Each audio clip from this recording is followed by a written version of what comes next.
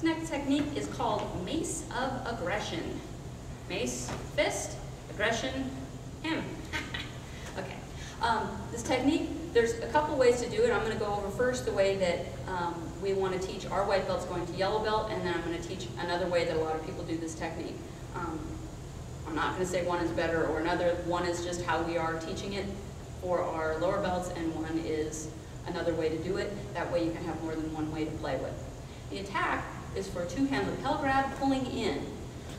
Now, rule of thumb is, if someone's going to pull you forward, don't resist. What you resist persists. So if he's pulling it and I'm trying to do this, all he's going to do is keep pulling, and I'm going to get whiplash, and that's not really something I want to do.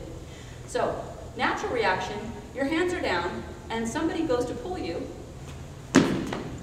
your arms are going to, in all likelihood, fly back, unless you're expecting it and you're braced for it and everything else. I don't know about you, but I'm not usually braced for such things. We're assuming that this attacker is just kind of coming out of nowhere, grabbing, saying, hey you, and whatever. They may be trying to headbutt you. That's another thing. So if he's going to come in for a headbutt, when something like that is coming at your face, you want to move it, your head. When someone is trying to hit a part of your body, you can move the attack, you can move the weapon, you can move the target, or you can move both. So when someone is trying to hit me in the head, I want to move my head. That is an important thing I want to do. So I want to get my head back out of the way. So I'm going to use the momentum here of pulling in, and I'm going to use my hands to come up, and I'm going to strike here, pin here. It's kind of hard to see. Let's tilt it a little so they can see.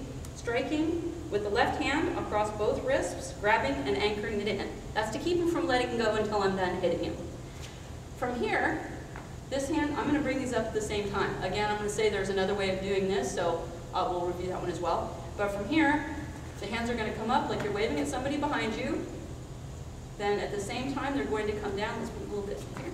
They're going to come down, striking, grabbing, anchoring the elbow. Anchoring is tightening it in. At the same time, this hand is going to come this way. It's going to land either temple, anywhere along the face, anywhere you can hit is fine. It's going to use a compound strike, which means the same weapon is going to come down and hit a whole bunch of stuff on the way down.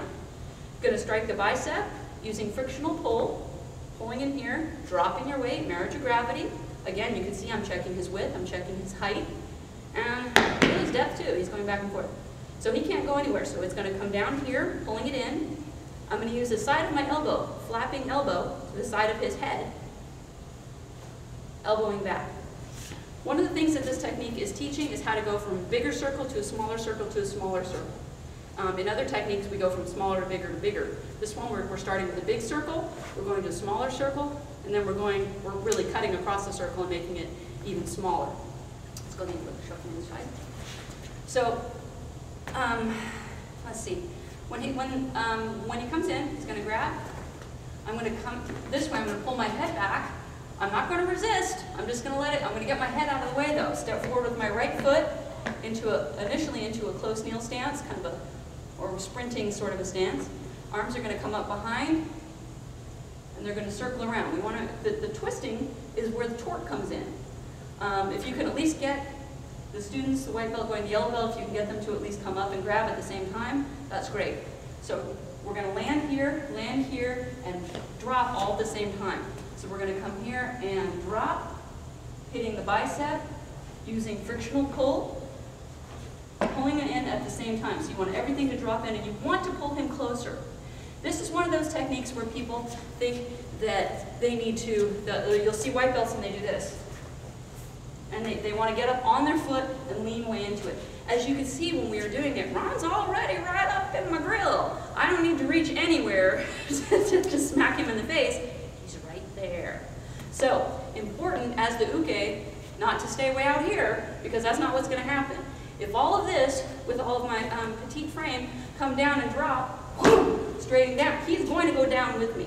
So even if you're someone who is smaller, if you drop all of your weight into that strike at the same time, they're going to come down.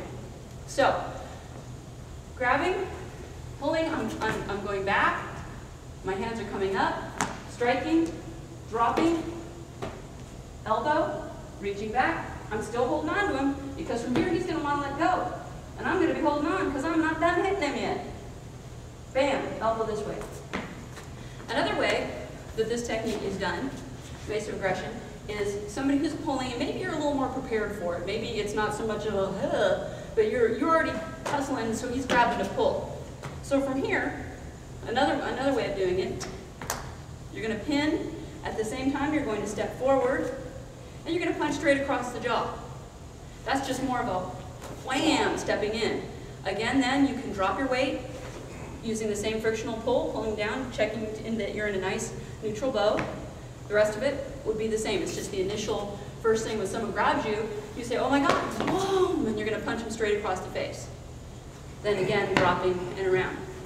I prefer this one myself, largely because I want to have the extra weight to pull the opponent forward. Since I'm smaller than a lot of people I fight with, who are constantly attacking me when I'm in seedy bars and stuff.